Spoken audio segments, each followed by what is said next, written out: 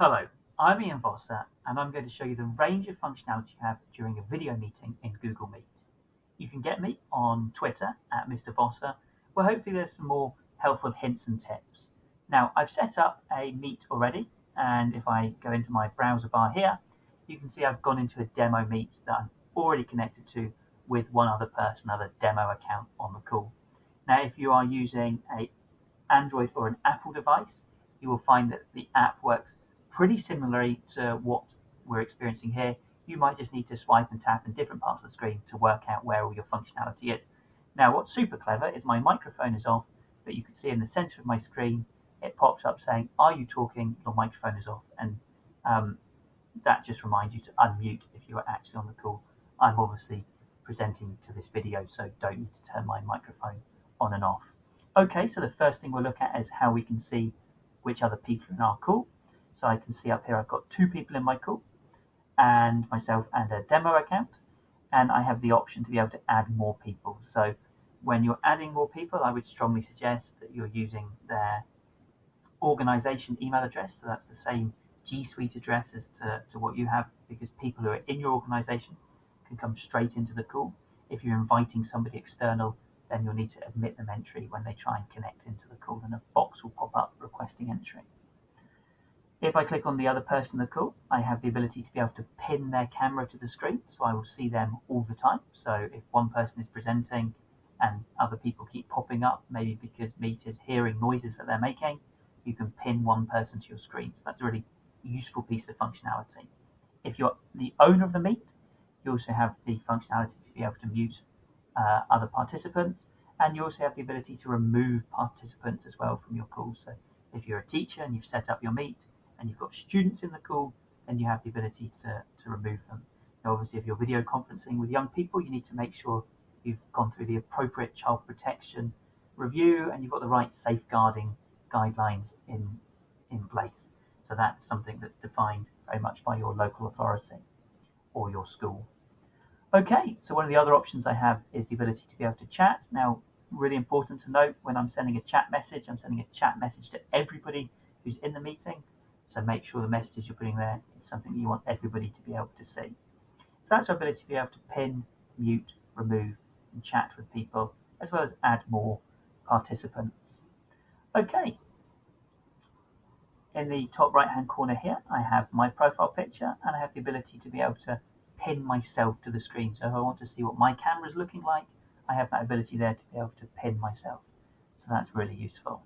Heading now to the bottom left hand corner, this is where we have the information and details about our Meet. So I've got joining instructions that I can send an email to somebody else. This is a Meet that's been made in Google Calendar, so you can see the date and time the Meet was set for. And because the Meet has an attachment which has been added to the Google Calendar invite, I can click in here and go and see the attachment. So if I'm discussing a particular document, attach that document, and then people will be able to go from your Meet into that attachment in a new tab, and we'll all be on the same documents. That's really useful. We have the ability here to be able to turn on our microphone and off our microphone, leave the call, and also turn the camera on and off. Now I have the option to be able to present now. So this present option is really useful if I've got something on my screen.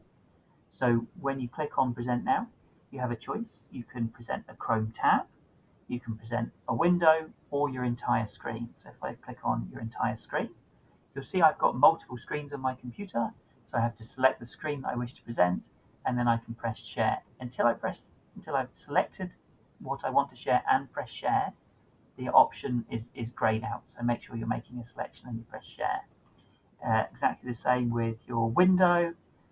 If you've got multiple windows open, so I've got 3 windows open, one thing on each of my screens, it's grayed out until I make a selection, and then I can press share. And same again, if I just want to present a Chrome tab, so that's just one of the tabs, you can see here I've got a couple of tabs open. In this Chrome browser window, I can choose which one I'm presenting. If I'm presenting anything with a video in it, I would strongly suggest just presenting that tab, because video and audio work much better when you're just presenting a single Chrome tab. Okay, I will leave the call with the other account. So you'll now see that that person has left the meeting because I get notification down here in the bottom left-hand corner.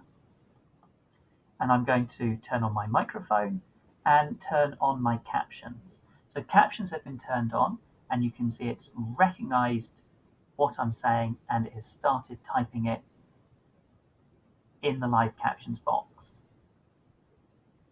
As different people speak, it picks up what they're saying and it will put their name with their profile picture, and then it will also write what they're saying. This text is almost in real time and it works really well. Obviously, if you speak very quickly or you mumble over your words, it does its best to work out what you were saying and get really accurate writing.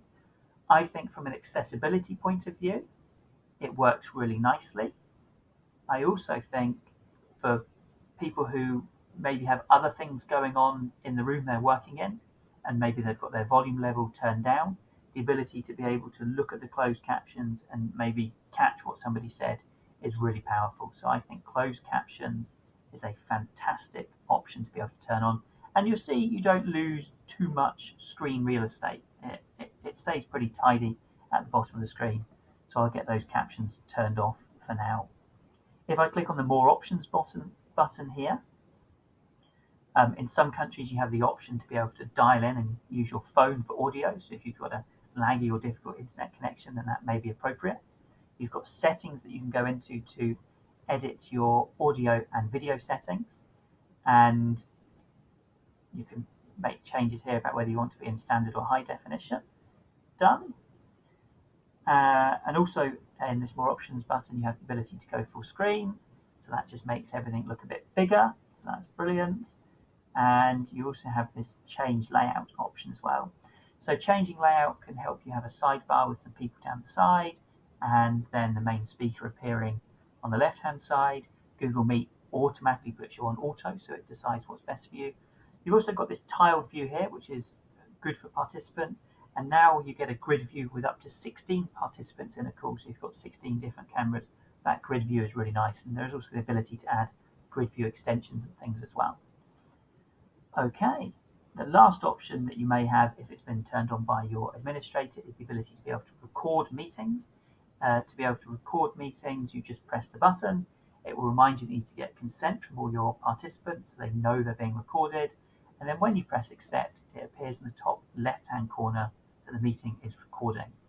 When the meeting is stopped recording, it will automatically save to your Google Drive, and any chat that's made will also be saved into the Google Drive, so you can edit it or share it as it is from Drive.